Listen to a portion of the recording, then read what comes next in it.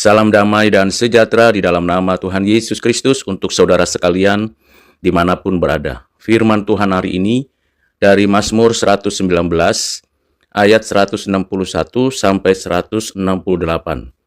Demikianlah firman Tuhan. Pembesar-pembesar mengejar aku tanpa alasan, tetapi hanya terhadap firman-Mu hatiku gemetar. Aku gembira atas janjimu seperti orang yang mendapat banyak jarahan. Aku benci dan merasa jijik terhadap dusta, tetapi Taurat-Mu kucintai. 7 kali dalam sehari aku memuji-muji Engkau, karena hukum-hukum-Mu yang adil.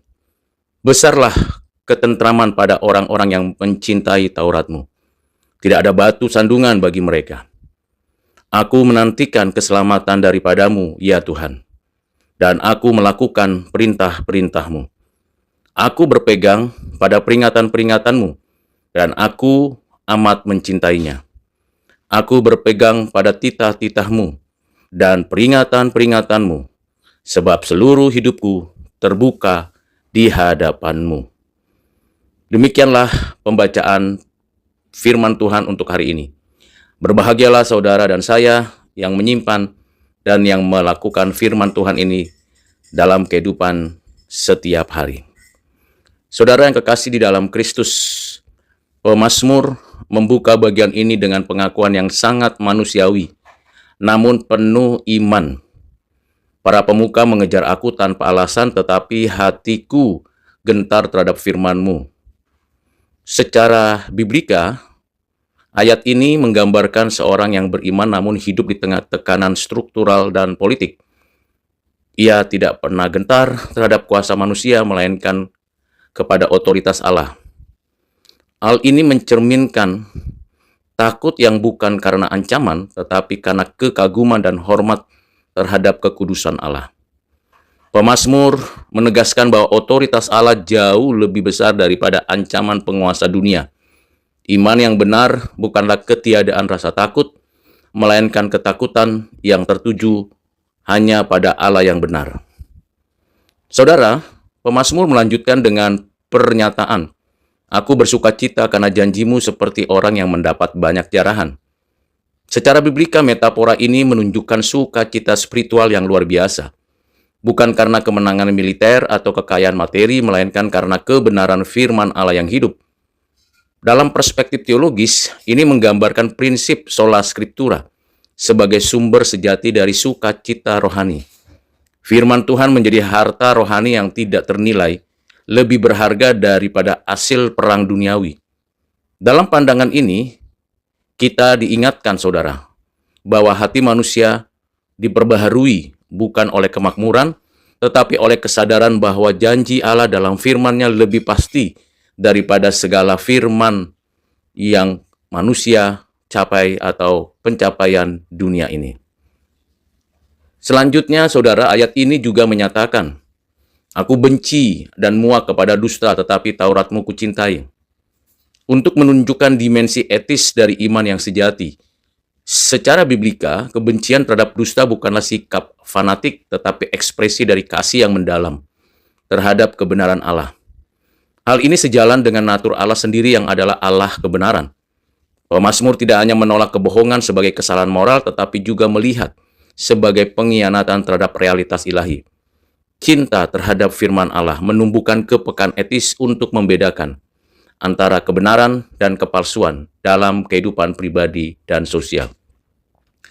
Di dalam ayat 164 yang dituliskan 7 kali dalam sehari aku memuji Engkau karena hukum-hukum-Mu yang adil, ayat ini menunjukkan kepada kita, saudara, disiplin rohani yang lahir dari cinta, bukan kewajiban legalistik. Angka 7 melambangkan kesempurnaan, menunjukkan bahwa pujian kepada Allah menjadi ritme hidup pemazmur.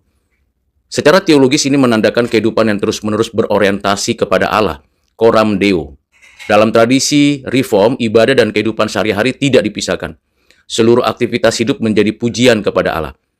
Dengan demikian, pemazmur mengajarkan kita bahwa kesetiaan terhadap firman Tuhan menghasilkan ritme hidup yang penuh syukur dan pujian, bahkan di tengah kesulitan.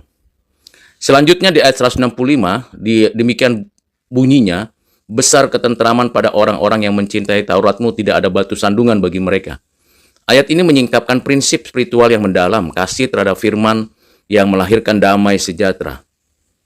Shalom di sini tidak sekedar berarti tenang atau nyaman, melainkan kesejahteraan total yang lahir dari keselarasan dengan kehendak Allah. Ini berkaitan dengan buah pengudusan, sanctification, di mana ketaatan kepada firman Tuhan membawa kestabilan moral dan spiritual. Orang yang hidup dalam firman Tuhan tidak mudah goyah, karena fondasinya berakar dalam kebenaran ilahi. Sedangkan di Mazmur 119 ayat 166, yang mana pemazmur menyatakan, "Aku menantikan keselamatan daripadamu, ya Tuhan, dan aku melakukan perintah-perintah-Mu," di sini terdapat keseimbangan teologis antara iman dan perbuatan. Secara biblika, pemazmur tidak menantikan keselamatan secara pasif, tetapi aktif dalam ketaatan. Dalam teologi reform ini menggambarkan relasi antara justification, pembenaran, dan sanctification, pengudusan. Keselamatan adalah anugerah, tetapi ketaatan adalah buahnya. Pemazmur hidup dalam keyakinan akan keselamatan yang dijanjikan sambil menunjukkan ketaatan nyata sebagai respons kasih kepada Allah. Di dalam ayat 167 yang berbunyi, "Jiwaku berpegang pada peringatan-peringatan-Mu dan aku sangat mengasihinya," merupakan ungkapan yang memperlihatkan spiritualitas batin yang mendalam. Secara biblika, jiwa yang berpegang menggambarkan kelekatan eksistensial, bukan hanya pemahaman intelektual terhadap firman Tuhan, tetapi keterikatan emosional dan moral. Dalam pandangan teologis seperti ini, mencerminkan karya Roh Kudus yang menanamkan kasih kepada firman Tuhan dalam hati orang percaya. Kasih kepada firman Tuhan menandakan transformasi batinnya, di mana kehendak manusia tunduk sepenuhnya kepada kehendak Allah. Selanjutnya di ayat 168 dituliskan, "Aku berpegang pada titah-titah-Mu dan peringatan-peringatan-Mu, sebab segala jalanku terbuka di hadapan-Mu." Pemazmur sadar bahwa hidupnya terbuka sepenuhnya di hadapan Allah. Secara teologis ini menegaskan konsep coram deo, bahwa segala aspek kehidupan manusia berlangsung di hadapan Tuhan, di bawah pandangan Allah yang kudus. Integritas rohani lahir dari kesadaran ini. Tidak ada ruang untuk kemunafikan ketika seseorang hidup di hadapan Allah. Dalam tradisi reform ini adalah puncak kehidupan etis dan spiritual, kesetiaan kepada firman dalam terang kehadiran Allah yang terus-menerus.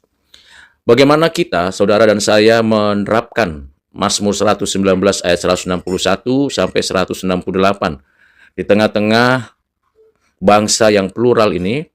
Kita hidup dengan integritas, hidup dengan sukacita, hidup dengan damai sejahtera. Karena memang adanya ketidakpastian moral terjadi. Bahkan di era ini ketika kebenaran sering dikaburkan oleh kepentingan politik dan ekonomi, kasih terhadap firman Tuhan menjadi fondasi moral dan spiritual yang kokoh. Kita sebagai orang Kristen perlu menumbuhkan disiplin rohani, membaca, merenungkan, dan memuji Tuhan setiap hari. Dalam konteks pluralitas yang saat ini kita jalani, kita hadapi, kita dipanggil menjadi saksi kebenaran dengan kehidupan yang transparan di hadapan Tuhan, mengasihi, menjalani keadilan, dan membenci dusta. Ketika saya dan saudara meyakini hal tersebut, bahwa firman Tuhan menjadi pusat hidup, maka damai sejahtera yang sejati, shalom Allah, akan mengalir dari pribadi kita ke komunitas di mana kita berada, dan dari gereja di membawa shalom kepada bangsa. Kiranya Tuhan menolong saya dan saudara menjadi saksi Tuhan dimanapun berada. Tuhan Yesus memberkati. Amin.